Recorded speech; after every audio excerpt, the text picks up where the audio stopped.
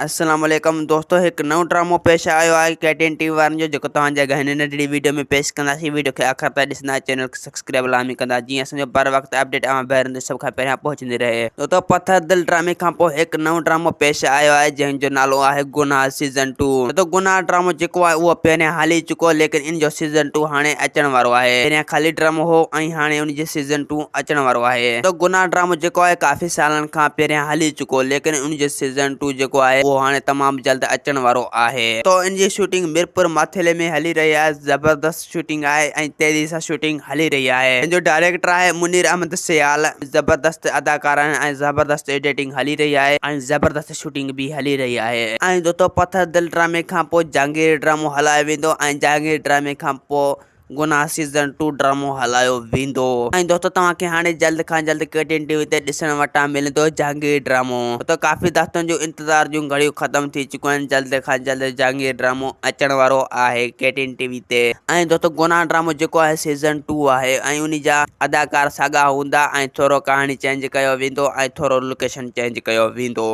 ऐं थोरा थोरा अदाकार भी चेंज कया वेंदा। दोस्तों, असांखे ॾींदा हाणे इजाज़त, वरी तव्हां सां मिलंदासीं ईंदड़ वीडियो में। जेसीं ताईं पंहिंजो ख़्यालु रखंदा। ख़ुदा हाफ़िज़।